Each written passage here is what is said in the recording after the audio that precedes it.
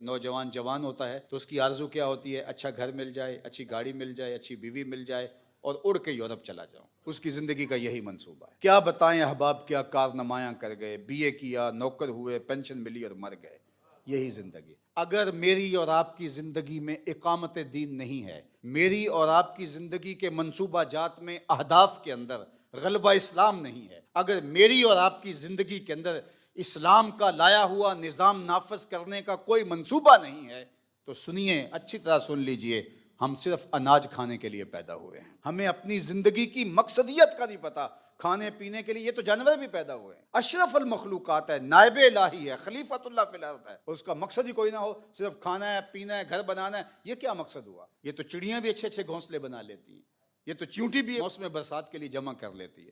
یہ کوئی کمال نہیں۔ زور طاقت حاصل کر لینا، توانائی حاصل کر لینا، یہ تو بڑے بڑے جنگلی جانوروں کے اندر بڑی توانائیاں اور طاقتیں۔ اشرف کیسے ہے؟ اس کا ایک ہدف ہے، پوری دنیا کو امن سے بھر دینا، پوری دنیا کو انصاف سے بھر دینا، غلبہ دین ہو، غلبہ اسلام ہو، توحید کا پرچم بلند ہو، اللہ کے رسول صلی اللہ علیہ وسلم کی اطاعت لوگوں کے رگ و ریشہ میں محو نفوذ ہو جائے۔ اگر میرے اور آپ کی زندگی میں کہیں یہ نہیں ہے منصوبہ، ہماری زندگی بس یہاں تک پہنچے گی اور قبر کی مٹی آ جائے گی، تو صاحب پھر سن لیجئے، ہمیں پھر اسلام کی ہوا بھی نہیں لگی ہے۔ ہم پھر سمجھ نہیں پائے کہ ہم پیدا کیوں ہوئے تھے۔ صرف ہم کھانے پینے کے لیے، اچھا مکان بنانے کے لیے اور شادی بیاہ کرنے کے لیے پیدا ہوئے، تو یہ سب کچھ تو جانوروں کے اندر بھی ہے۔ ہماری زندگی کا ہدف اسلام کا غلبہ ہے، ہماری زندگی کا ہدف پائیدار امن کا قیام ہے، ہماری زندگی کا ہدف رسول اللہ صلی اللہ علیہ وسلم کے پیغام کا ابلاغ کائنات کے ایک ایک گوشے پہ ہے۔ ہماری زندگی کا ہدف قرآنی معاشرت کا قیام ہے، ہماری زندگی کا ہدف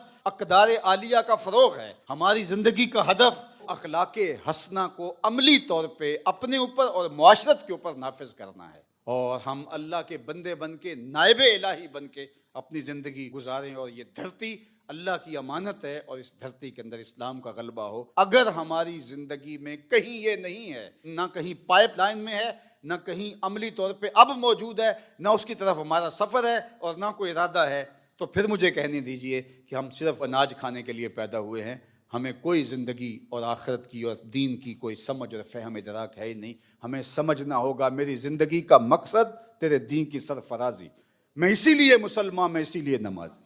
اگر میرا یہ مقصد نہیں ہے تو پھر مجھے سوچنا ہوگا میں کس جگہ پہ کھڑا ہوں۔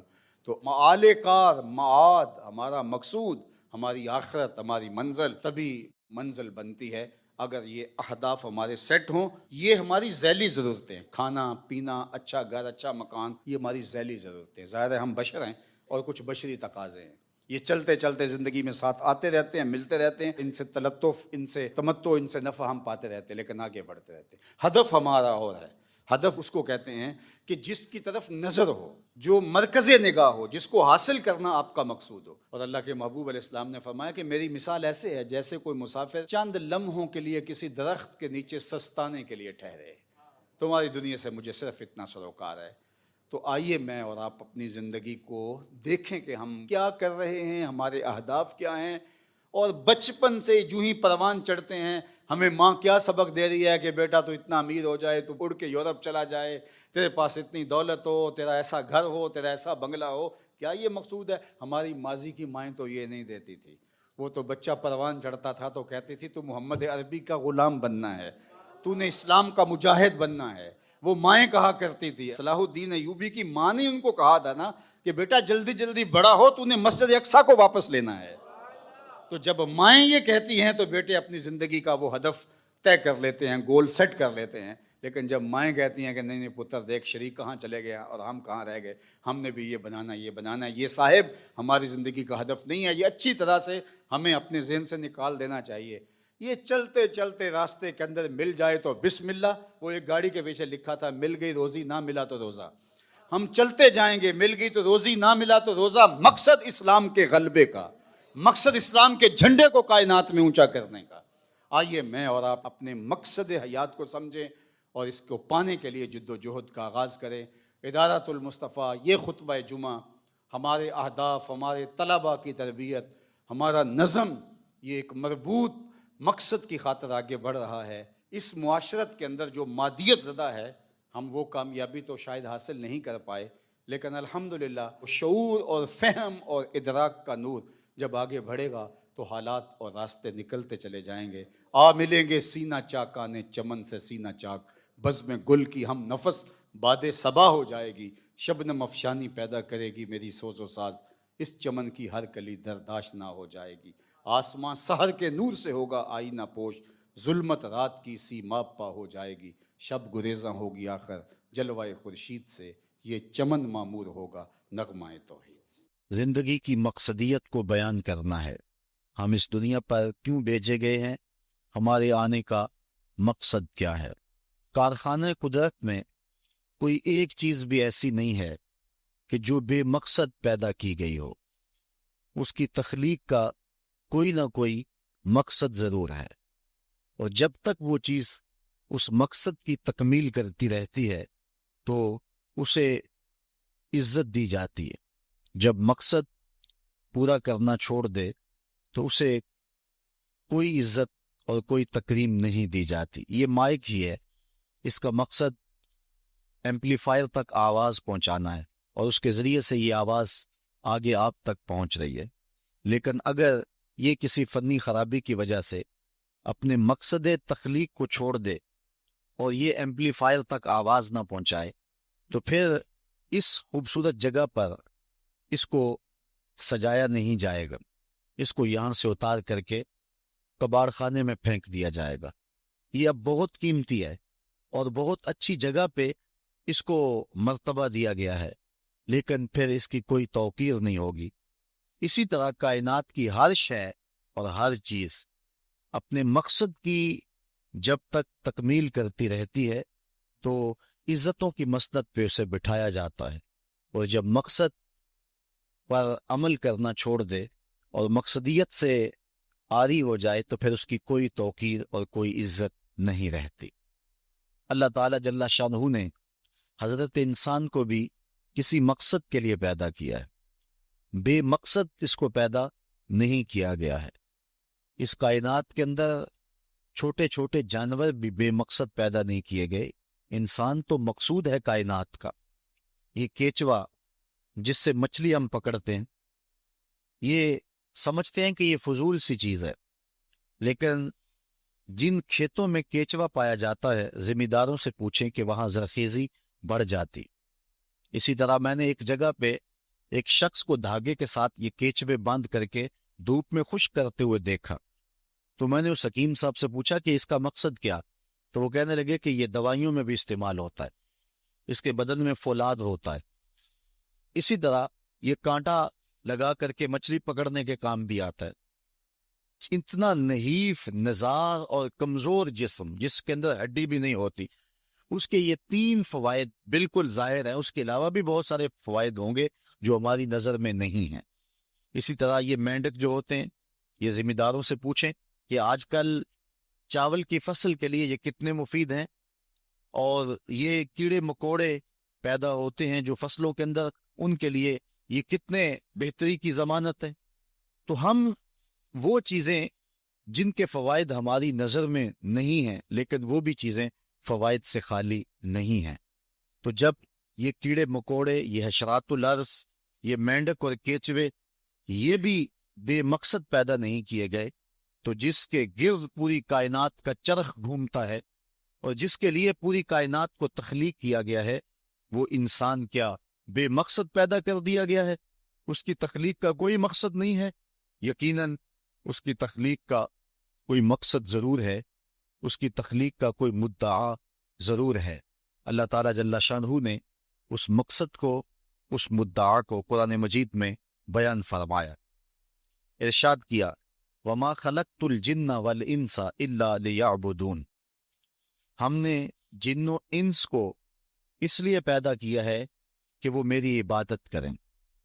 انسان کی تخلیق کا مقصد اور مدعا اللہ تعالیٰ جل شانہ کی عبادت کرنا ہے. اللہ تعالیٰ جل شانہ کی عبادت اس لیے نہیں کہ اس کو بندوں کی عبادت کی ضرورت ہے، اسے کوئی غرض ہے.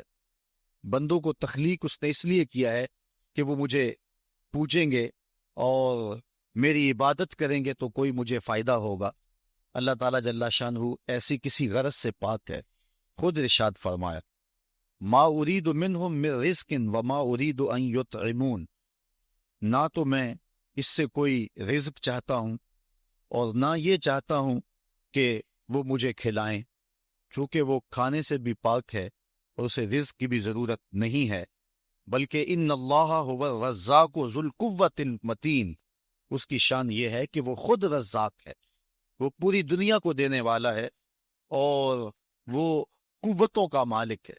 وہ رب جو خود قوتوں کا مالک ہے، جو متین ہے، ذو قوہ ہے اور رزاق ہے، اس کو غرض کوئی نہیں ہے. تو پھر بندوں کو حکم کیوں کیا گیا کہ وہ اس کی عبادت کریں؟ اصل بندے کے لیے کمال یہ ہے کہ وہ بندگی میں رہے، اور اس سے اس کے اخلاق رذیلہ ختم ہوں گے اور اس میں اخلاق حسنہ پیدا ہوں گے.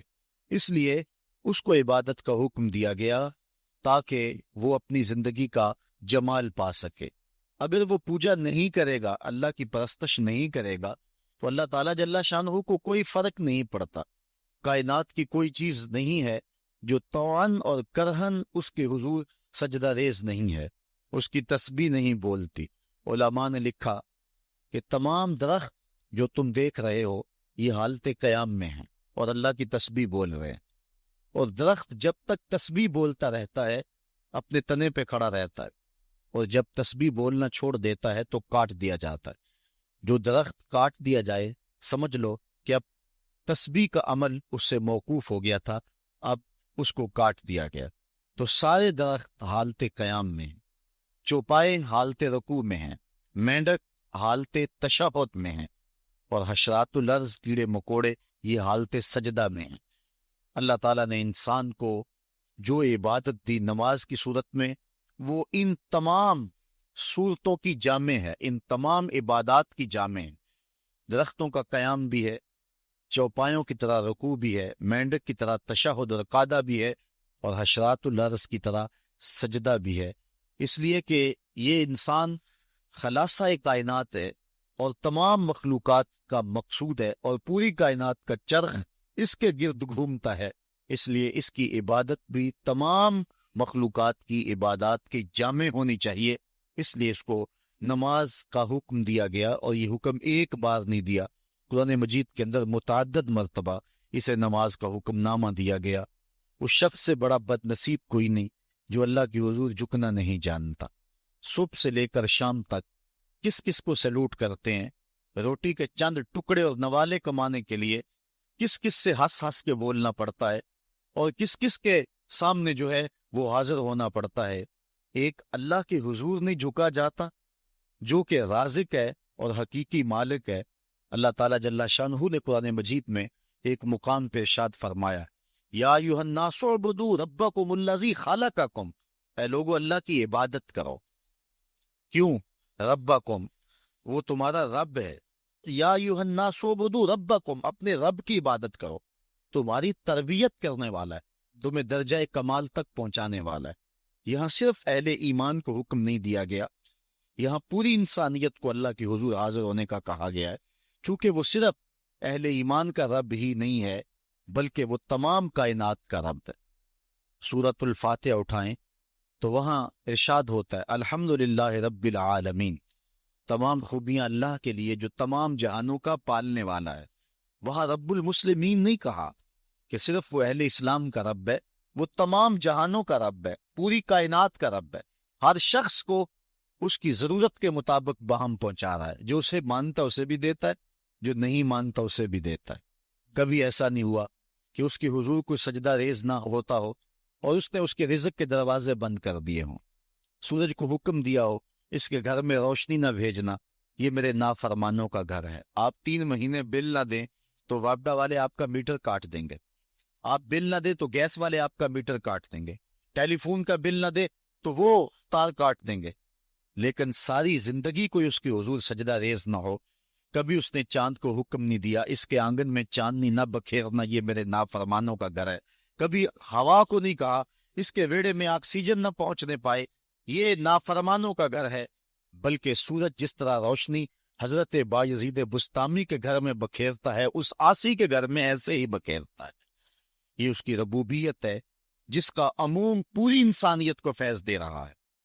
حضرت ابراہیم علیہ السلام کی عادت تھی کہ مہمان کے بغیر کھانا نہیں کھاتے تھے، اور جو کھانا مہمان کے ساتھ کھایا جائے اس کا حساب بھی نہیں ہوگا۔ ساری زندگی یہ ان کو معمول رہا ہے، اور مہمان تمہارے گھر میں آ کر کے تمہارا نہیں کھاتا، وہ اپنا حصہ خود لے کر کے آتا ہے۔ مہمان کو دیکھ کر کے ناک منہ نہیں چڑھانا چاہیے، خوشی کے آثار چہرے پہ ظاہر ہوں کہ اللہ تعالیٰ نے یہ مہمان مجھے عطا فرما دیا ہے۔ تو حضرت ابراہیم علیہ السلام کی یہ عادت تھی کہ مہمان کے بغیر کھانا نہیں کھاتے تھے۔ ایک دن بھوک لگی، گھر والوں کو کھانا پکانے کا کہا اور خود مہمان ڈھونڈنے نکلے۔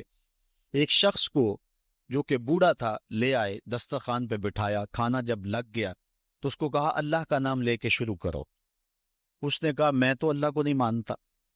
آپ نے فرمایا کہ میں تیرے سے کوئی ربط، رشتہ اور تعلق نہیں رکھتا، اللہ ہی کے نام پہ تجھے کھلا رہا ہوں، تو میرے رب کا نام تجھے کم از کم لینا چاہیے۔ اس نے کہا میں تو بتوں کا پجاری ہوں اور روٹی کے چند ٹکڑوں کے لیے اپنے بتوں سے بے وفائی نہیں کر سکتا۔ آج لوگ چائے کی پیالی پہ دین بیچ رہے ہیں، لیکن دیکھیے وفا کی ریت نبھا گیا نا۔ اس نے کہا کہ میں بتوں سے بے وفائی روٹی کے ٹکڑوں اور چند لقموں کے لیے نہیں کر سکتا۔ حضرت ابراہیم علیہ السلام بولے جب تو اتنا غیرت مند ہے کہ میرے رب کا نام نہیں لیتا اور اپنے بتوں سے بے وفائی نہیں کر سکتا، تو پھر میرا بھی تو کیا لگتا ہے، اگر میرے رب کو نہیں مانتا تو میں تو کھانا اس رب کے نام پہ کھلاؤں گا، کھاتا ہے تو ٹھیک، نہیں تو تیری مرضی۔ وہ حضرت ابراہیم علیہ السلام کے دسترخوان سے اٹھ کے چلتا بنا، وہ گیا تو جبریل امین حاضر ہو گئے، سلام دیا، سندیسہ سنایا۔ رب کہتا ہے اے میرے خلیل، تو نے میرا ایک بندہ ناراض کر دیا۔ یا اللہ، وہ تیرا بندہ تھا، وہ تو تیرا نام لینا گوارا نہیں کرتا تھا، اور تو فرما رہا ہے کہ وہ میرا بندہ تھا۔ ارشاد ہوا ابراہیم بتاؤ اس کی عمر کتنی ہوگی؟ یا اللہ 80 سال کے قریب ہوگی۔ کہا اتنا عرصہ ہو گیا نا میں اس کو رزق دے رہا ہوں، تم ایک دن نہیں کھلا سکے؟ اب حضرت ابراہیم اس کو ڈھونڈ رہے ہیں، وہ دور پہاڑ پہ جا چکا ہے۔ اس کے قریب پہنچے، کہا میاں کھانا ٹھنڈا ہو رہا ہے، جلدی آؤ۔ اس نے کہا ایک شرط ہے، تمہارے رب کا نام نہیں لوں گا۔ کہا نہ لینا آؤ۔ تو کہنے لگا لہجے میں اتنا گداز، اتنی نرمی کیسے آ گئی؟ تم تو کہتے تھے رب کے نام کے علاوہ کھلاؤں گا نہیں۔ کہا کہ اسی رب کا ہی تو پیغام آیا ہے کہ میں بھی اس کو دے رہا ہوں۔ اس نے کہا اگر تیرا رب اتنا اچھا ہے تو کھانا بعد میں کھائیں گے، پہلے اس کا غلام بنا لے مجھ کو۔ تو وہ رب ہے سب کا، ہمارا حق ہے کہ ہم اس کی پوجا کریں۔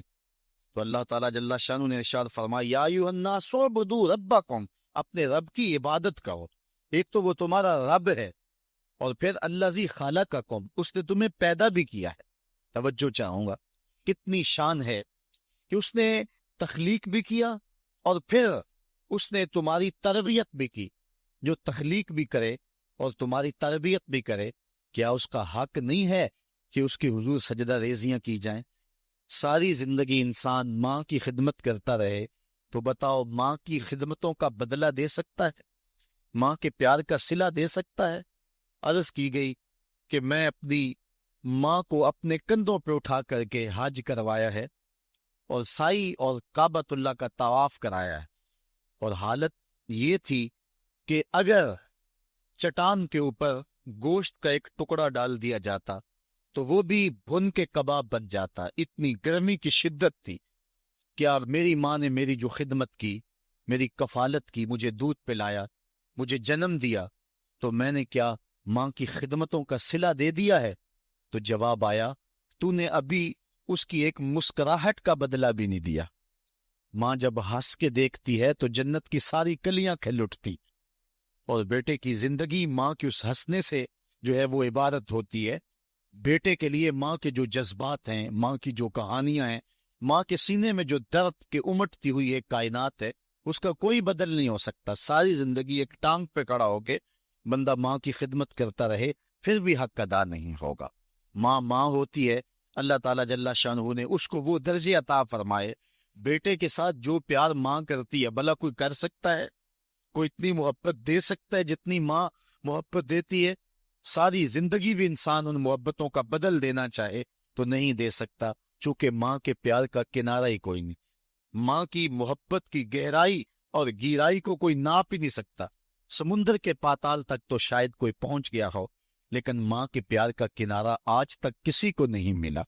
कभी देखा नहीं, जब बच्चा घर से निकलता है तो दुनिया को अक्ल व बीनश का दर्स देने जाता है। लोग उसके एक एक जुमले के लिए कान लगाए खड़े होते हैं, कोई एक लफ्ज भी जाया ना हो जाए। दुनिया के बड़े बड़े स्कॉलर बड़ी बड़ी यूनिवर्सिटियों और जामियात में जाते हैं और लोग उनकी एक एक बात को मोती समझ के कबूल करते हैं, लेकिन वो जो जमाने को जिंदगी का दर्स देने घर से निकलता है, जब घर से निकलने लगता है, माँ देहात की रहने वाली हो या गुलबर्ग की रहने वाली हो, माँ उसको कहती है बेटे सड़क ध्यान से अबूर करना। जो दुनिया को अकल सिखाने जा रहा है उसको इतना ही नहीं पता कि सड़क अबूर कैसे करनी है, लेकिन ये माँ के प्यार का एक रूप है, ये माँ की मोहब्बत का एक अंदाज है। अल्लाह ताला ने उसके सीने में धड़कता हुआ जो दिल रखा है और तड़पती हुई जो ममता रखी है, वो एक मिसाल बनी हुई है कि किसी ने किसी को कहा कि मैं तेरे पे राजी तब होंगी कि अगर तू अपनी माँ का कलेजा निकाल के ले आए। उस बदबख्त ने अपनी उस महबूबा की ख्वाहिश को पूरा करने के लिए इस अकदाम की तैयारी भी कर ली और जाके माँ का सीना चीरा और उसका कलेजा निकाला और अपनी उस महबूबा की खुशनुदी के लिए तेज तेज आ रहा है कि मैं उसको दिखाऊं कि मैंने ये कारनामा भी सरंजाम दे दिया और ये चोटी भी सर कर ली है। तो तेजी से आ रहा था, रास्ते में ठोकर लगी, जब गिरा तो कहते हैं माँ के कलेजे से आवाज आई, पुत्र चोट तो नहीं आई है। ये माँ के प्यार का रूप है, ये माँ की मोहब्बत का अंदाज है। दुनिया वालों, माँ की कदर को जाया न करना। माँ के प्यार को और उसकी मोहब्बत का सिला दे तो नहीं सकते, लेकिन सारी जिंदगी माँ की नौकरी करना और अपने बाप की जिंदगी के अंदर कभी भी नाफरमानी न करना, ये सादतमंदी और खुश नसीबी होती है। हुजूर ने मिंबर की 3 सीढ़ियों पे कदम रखते हुए आमीन आमीन कहा था। तो बाद में पूछा गया, हुजूर आपने हर सीढ़ी पे कदम रखते हुए आमीन कहा, तो ये क्या माजरा था? फरमाया जिब्रील आए थे, उन्होंने मुझे कहा था उस शख्स की नाक खाक आलूद हो जो माह श्याम रमजानुल मुबारक को पाए और फिर कसरत इबादत से अपनी बख्शिश न करवा सके। तो मैंने आमीन कहा। फिर कहा उस शख्स की नाक खाक आलूद हो जो वालदैन को बुढ़ापे में पाए और जन्नती ना हो सके उनकी खिदमत करके। तो मैंने आमीन कहा। फिर जिब्रील ने कहा उस शख्स की नाक खाक आलूद हो जिसके सामने आपका जिक्र किया जाए वो आप पर दरूद ना पड़े। तो मैंने आमीन कहा। तो वो शख्स कितना बदनसीब है जो वालदैन को नाराज कर लेता है। मैं कहता हूँ सारी कायनात माँ के कदमों तले है, बल्कि मेरे महबूब ने जन्नत को माँ के कदमों तले करार दिया। अल जन्नत तहता अक़दामिल उम्महात, जन्नत माँ के कदमों तले है। हजरत बायजीद बुस्तामी कहते हैं, मैंने अपनी माँ के आगे हाथ जोड़े, मैंने कहा अम्मी तेरे हक अदा करूं या अल्लाह के हक अदा करूं? 2 हस्तियों के हक मुझसे अदा नहीं हो सकते, अपने हक तू माफ कर दे, अल्लाह को मैं राजी कर लूंगा। माँ फिर भी माँ होती है। माँ ने कहा जा बेटे मैंने अपने हक माफ कर दिए। हजरत बायजीद कहते हैं मैं 12 साल जंगलों में घूमता रहा। एक दिन मुझे ख्याल आया, बुस्तान के करीब से गुजर रहा था कि चलते चलते माँ को सलाम कर जाऊं। दरवाजे को दस्तक देने लगा तो इस एहसास ने हाथ रोक लिया कि सारी जिंदगी माँ को सुख तो दिया नहीं, दुख भी क्यों पहुंचाऊं। माँ अब सो रही होगी और मैं दरवाजा नॉक करूंगा तो माँ उठेगी। सर्दियों की लंबी रात थी, मैं दरवाजे के साथ लग के खड़ा रहा कि चलो जब माँ बेदार होगी तभी मैं दरवाजे पे दस्तक दूंगा। कहते हैं जब सहरी का वक्त हुआ तो अंदर से जो नाली आती थी वहां से पानी आया। मैं समझ गया कि मेरी माँ तहज्जुद के लिए उठी है। कहते हैं मैंने दरवाजे को दस्तक दी तो अंदर से आवाज आई, बेटा बा यजीद ठहरो मैं अभी आती हूं। माएं बेटों के दस्तक के अंदाज से भी जानती होती हैं कि ये मेरा कौन सा बेटा दस्तक दे रहा है। 12 साल के बाद दस्तक दी थी और मां पहचान रही है ये किस बेटे के हाथों की लमस है और ये किस बेटे के हाथों की आहट है। बार्सिलोना के एयरपोर्ट पे खड़ा था, फ्लाइट अभी लेट थी और वहां कोई हम जुबान मिल जाए तो गनीमत होता है। तो मुझे एक समत ऐसे महसूस हुआ कि जिस तरह कोई मुंह बोली पंजाबी में बात कर रहा है। मैं उठ के उधर लुढ़क गया तो देखा कि वहां कुछ लोग पंजाबी में आपस में गुफ्तगू कर रहे थे। मैं उनके पास जाके बैठ गया तो वो इंडिया के लोग थे। मैंने पूछा कि आप, तो कहने लगे कि ये हमारा दोस्त है, اس کو ہم الوداع کرنے آئے ہیں، تو میں ان کے پاس بیٹھ کے گفت و شنید شروع کر دی۔ تو وہ شخص کہنے لگا کہ مجھے 27 سال 3 ماہ ہو گئے ہیں، میں انڈیا سے آیا تھا، لیکن یہاں ایسے مسائل بنتے گئے کہ میں جا نہیں سکا۔ اس وقت میرا لڑکپن کا زمانہ تھا، اور اب میرے بال بھی سفید ہو رہے ہیں، تو میں 27 سال 3 ماہ کے بعد جا رہا ہوں۔ اور اس نے ساتھ کہا کہ پتہ نہیں میرے گھر والے مجھے پہچانتے بھی ہیں یا کہ نہیں۔ تو میں نے کہا میاں، اور کوئی پہچانے نہ پہچانے، ماں تیرے قدموں کی آہٹ سے پہچانیں گی کہ یہ میرے بیٹے کے قدموں کی آواز ہے، یہ ماں کے پیار کا روپ ہے۔ تو بندہ ساری زندگی خدمت بھی کرتا رہے، ماں نے پیار اتنا کر دیا ہوتا ہے، ماں نے محبت اتنی دے دی ہوتی ہے کہ اس پیار کا بدل انسان جو ہے نہیں دے سکتا۔ انسان تو دیکھتا ہے جب ہوش سنبھالتا ہے کہ میری ماں نے میرے سے کتنا پیار کیا، لیکن جب بندے کی ہوش نہیں ہوتی، ماں اس وقت جو پیار کرتی ہے، گندگی سے دھلا ہوا بچہ، اور ماں اس کو فرش سے اٹھاتی ہے، پہلے چومتی ہے پھر غلاظتیں دھوتی ہے۔ یہ ماں کے پیار کا روپ ہے، یہ ماں کے پیار کا انداز ہے۔ ماں کو بیٹے کے ساتھ اتنا پیار ہے، اور بندہ ساری زندگی نوکری بھی کرے ماں باپ کی تو پھر بھی خدمتوں کا صلہ نہیں دے سکتا۔ ایک شاعر ہوا احسان دانش، اس کی ماں بیمار ہوگی تو وہ خود اس کے کپڑے جا کے دھوتا تھا، تقریباً 1 کلومیٹر کے فاصلے پر نہر تھی، وہاں جا کے لباس دھوتا اور پھر دوسرا لباس لے جاتا۔ تو اس کی بیوی نے کہا کہ یہ خدمت میں سر انجام دوں گی، تو احسان دانش نے کہا تھا کہ ماں میری ہے اور یہ حق میرا ہے کہ میں اس کی خدمت کروں، اور یہ سعادت مندی میرے حصے میں آنی چاہیے، میں کسی اور کو نہیں دوں گا۔ یہ سعادت مندی ہوتی ہے اولاد کی۔ تو انسان جتنی مرضی خدمت کر کے ماں باپ کو راضی کرنے کی کوشش کرے، وہ تو راضی ہوتے ہیں، بلکہ نالائق اولاد کے لیے ماں باپ کی دعائیں اور زیادہ ہوتی ہیں۔ تو انسان ان کی خدمت کا حق نہیں دے سکتا۔ ماں باپ کے اتنے حق کیوں ہیں؟ اس لیے کہ ماں نے بیٹے کو جنم دیا۔ اس پہ میں آپ کی توجہ چاہوں گا، اور آج کی اس گفتگو کا اس کو نقطۂ عروج بھی سمجھ لیجئے گا کہ ماں اتنا پیار کرتی ہے کہ جس کا کسی ترازو پہ تول نہیں ہو سکتا، اور اس کے پیار کا صلہ بدلہ ساری زندگی خدمت میں بھی گزار دیں پھر بھی نہیں دیا جا سکتا۔ اس قدر ماں کے حق کیوں ہیں؟ اس لیے کہ ماں نے بچے کو جنم دیا ہے۔ جس نے جنم دیا ہے اس کے اتنے حق ہیں، تو جس رب نے خلق کیا ہے اس کے کتنے حق ہوں گے؟ جس نے تخلیق کیا ہے، دست قدرت سے بنایا ہے، تو پھر اس کے کتنے حق ہوں گے؟ تو مجھے بتائیے اس شخص سے بڑا بدبخت کوئی ہو سکتا ہے جو اللہ کے حضور سجدہ ریزی نہیں کرتا؟ صبح کے وقت چڑیاں بھی اللہ کا نام لے رہی ہوتی ہیں، حشرات الارض بھی رب کا نام پکار رہے ہوتے ہیں، بلوں سے سر نکال کر جانور بھی اللہ کا نام پکار رہے ہوتے ہیں، اور اس شخص سے بڑا بد نصیب زمانے میں کوئی نہیں ہے کہ جو اللہ کی حضور جھکنا نہیں جانتا، جو اللہ کی حضور جو ہے وہ عبادت کا سر نہیں رکھتا۔ تو ارشاد فرمایا یا ایھا الناس اعبدوا ربکم الذی خلقکم والذین من قبلکم۔ انسان کے دل میں خیال آتا ہے کہ مجھے تو والدین نے مجھے پیدا کیا، تو فرمایا اب بتاؤ تمہارے والدین کو کس نے پیدا کیا؟ اگر کہو کہ ان کے والدین ہیں تو ان کو کس نے پیدا کیا؟ پھر ان کو کس نے پیدا کیا؟ بات حضرت آدم علیہ السلام تک چلی جائے گی، تو حضرت آدم علیہ السلام کو کس نے پیدا کیا؟ تمہیں ماننا پڑے گا، انکار نہیں کر سکو گے کہ وہ رب ہے جو تمہیں پیدا کرنے والا ہے۔ ماں کے رحم کے اندر کون نقش و ونگار دینے والا ہے؟ کس نے گوشت کے لوتھڑے کو بولنا سکھایا ہے؟ کس نے چشم خانوں کے اندر روشن چراغ رکھ دیے ہیں؟ اور کس نے سر کے اندر ایک نشیط اور روشن دماغ رکھ دیا ہے؟ کس نے ہاتھوں کو پکڑنے کی قوت دی اور کانوں کو شنوائی کی طاقت دی؟ اور کس نے جو ہے وہ سونگھنے کی قوت اور قوت شامہ ناک کے نتھنوں کے اندر رکھ دی؟ کون ہے جو ٹانگوں میں زور پیدا کرتا ہے؟ کون ہے جس نے چھاتی کو طاقت دی؟ کون ہے جس نے انسانیت کو آسن تقویم بنایا؟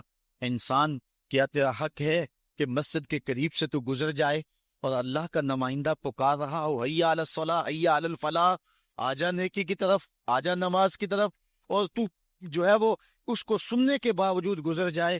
ایسا ہو سکتا ہے کہ تو اس کے حضور آئے نہ، حاضر ہی نہ ہو؟ یہ بد نصیبی نہیں تو اور کیا ہے؟ اللہ تعالیٰ جل شانہ ہمیں اپنی عبادت کی توفیق نصیب فرمائے، اور یہ سعادت مندی ہے۔ اب عبادت کسے کہتے ہیں؟ عبادت کے کئی مفاہیم ہیں۔ ایک عام مفہوم عبادت کا پوجا اور پرستش کرنا ہے، اور یہ اللہ کے علاوہ کسی کا حق نہیں ہے۔ اللہ ہی کی پوجا کی جائے اور کوئی اس بات کا استحقاق نہیں رکھتا کہ اس کی پوجا پاٹ کی جائے، ایک خدا کو پوجیں گے۔ دوسرا عبادت کا مفہوم یہ ہے اطاعت و فرما برداری۔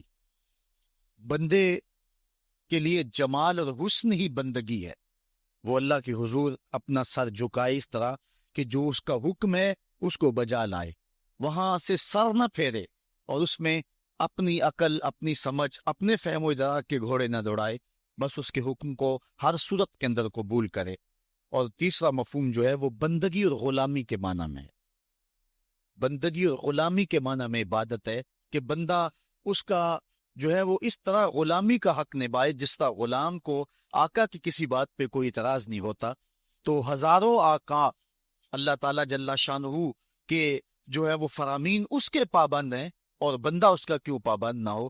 جن کو دنیا آقا مانتی ہے وہ بھی ان کے حضور کھڑے ہوئے ہیں، تو پھر اس کی بات کو کس انداز سے بندہ ٹالے؟ اور آج اس دنیا کے اندر آپ کہیں ملازمت کرتے ہیں، 8 گھنٹے کی ڈیوٹی دینا ہوتی ہے، ان 8 گھنٹوں کے اندر آپ کا مالک آپ کو بلائے، صرف 8 گھنٹوں میں ایک عارضی ملک آپ کے اوپر رکھتا ہے، تو آپ دوڑ کے جاتے ہیں کہ نہیں جاتے؟ آپ کے مہمان بھی آپ کے پاس بیٹھے ہوں اور آپ چائے بھی ان کو پلا رہے ہیں، لیکن باس بلا لے آپ کو اور وہ گھنٹی دے، تو آپ بیل پہ سب کو چھوڑ کے بھاگتے ہیں کہ نہیں بھاگتے؟ مہمانوں سے بھی معذرت کرتے ہیں، مجھے باس نے بلایا، آپ دوڑتے جا رہے ہیں۔ یار ایک دنیا کا باس بلائے تو مہمانوں کو چھوڑ کے، چائے کو چھوڑ کے، مرغن غذاؤں کو چھوڑ کے، سب کو چھوڑ کے بھاگ جاتے ہیں، اور رب کا نمائندہ پکارے حی علی الصلاۃ اور حی علی الفلاح، جو بندہ اس کے حضور نہ جائے کتنا بڑا بد نصیب ہے، کتنی بد نصیبیاں اس کا مقدر ہیں کہ جو اس کے حضور۔ لیکن یہ اللہ تعالیٰ جل شانہ کی رحمت کی عمومیت ہے۔ اگر آج 8 گھنٹے کے لیے آپ کہیں ڈیوٹی کرتے ہیں، وہ آپ کو آواز دے اور آپ نہ جائیں، تو وہ آپ کی نوکری ختم کر دے گا، آپ کو سخت سرزنش اسی وقت کرے گا یا پھر آپ کو فارغ کر دے گا۔ لیکن اللہ تعالیٰ جل شانہ اس کی نافرمانی پہ نافرمانی کرتے رہیں، کبھی اس نے رزق کے دروازے بند نہیں کیے، بلکہ جو نہیں مانتے ان کو اور زیادہ دے رہا ہے، کیونکہ ان کا حصہ صرف دنیا پہ ہی ہے نا، آخرت میں تو حصہ ہی کوئی نہیں ہے۔ بلکہ فرمایا اگر مسلمانوں کی دل جوئی کا لحاظ نہ ہو تو میں کافروں کے گھروں کی سیڑھیاں بھی سونے اور چاندی کی بنا دوں۔ لیکن یہ کہیں گے ہمیں تو زیادہ ہی رگڑ دیا گیا ہے، چونکہ انہوں نے دنیا کو دیکھا ہے، آخرت ابھی دیکھی نہیں ہے، ورنہ جو ان کے لیے آخرت میں رکھا گیا ہے دنیا کی کوئی شے ان کے نزدیک حیثیت ہی نہ رکھے۔ بلکہ حدیث میں آتا ہے، صاحب مشکات نے اس کو لکھا کہ دنیا کے اوپر جس کو سب سے زیادہ تکلیفیں پہنچی ہوں گی وہ جنت میں لے جایا جائے گا، اور ایک مرتبہ جنت میں جو ہے وہ داخل کر کے نکال دیا جائے گا، اور کہا جائے گا کہ بتا دنیا کے اوپر تجھے بڑی تکلیفیں پہنچی؟ وہ کہے گا یا اللہ مجھے تو کوئی تکلیف پہنچی ہی نہیں ہے۔ جنت کی صرف آب و ہوا سارے دکھ ختم کر دے گی، اور جس نے تخت و تاج پہ بیٹھ کے بھی زندگی ساری گزاری ہو، حدیث میں آتا ہے اس کو جہنم میں ایک ڈبکی لگائی جائے گی، اور پھر اس کو کہا جائے گا بتا تو دنیا کے اوپر کوئی راحت پائی ہے؟ وہ کہے گا مالک دنیا کے اوپر میں نے کوئی سکھ دیکھا ہی نہیں ہے۔ ایک غوطہ جہنم کے اندر دیا جائے گا، دنیا کے سارے سکھ ہی بھول جائے گا کہ میں وہاں بادشاہ ہوا کرتا تھا، میں وہاں حکمران ہوا کرتا تھا، میں دنیا کے اوپر جو ہے وہ اوباما تھا، میں دنیا کے اوپر بش تھا، میں دنیا کے اوپر پوری دنیا کو میں نے جو ہے وہ ریوڑ کی طرح آنکا تھا اور انسانیت کا قتل کیا تھا، میری رونت اور میرا تکبر دنیا کو چکا دیتا تھا۔ اس کو کوئی شے اور اپنی کوئی آکڑ اور کوئی بات یاد نہیں رہے گی، صرف ایک ڈبکی کی بات ہے۔ اور جس نے دکھ پہ دکھ کاٹے، غربت، تنہائی، دکھ، اذیت، مصائب، آلام، مشکلات، لیکن ایک بار جنت سے گزار کر کے جنت کی صرف آب و ہوا ہی سنگھائی جائے گی، تو اس کو کہا جائے گا بتا دنیا کے اوپر تجھے کوئی دکھ پہنچا؟ وہ کہے گا میرے رب دنیا پہ مجھے کوئی دکھ نہیں پہنچا۔ اب بتائیے کہ اللہ کے حضور ہم حاضر ہوں یا کہ دنیا کوئی منشا و مقصود بنا لیں؟ ہماری زندگی کی ڈگر کیا ہونی چاہیے؟ پہلی بات تو یہ ہے کہ جنت کے مقابلے میں اس دنیا کی حیثیت ہی کوئی نہیں، اور دوسری بات اگر دنیا کے اوپر ہم عزتیں، سرخرویاں جس کو ہم سمجھتے ہیں یہ سرخرویاں ہیں وہ پا بھی لیں تو وہ کتنا کو ایسا ہے، پھر اس کا حساب بھی تو ہم نے دینا ہی دینا ہے۔ اس لیے ہم دیکھ لیں، جتنا برداشت کرتے ہیں اس کے مطابق جو ہے وہ ہم چلیں۔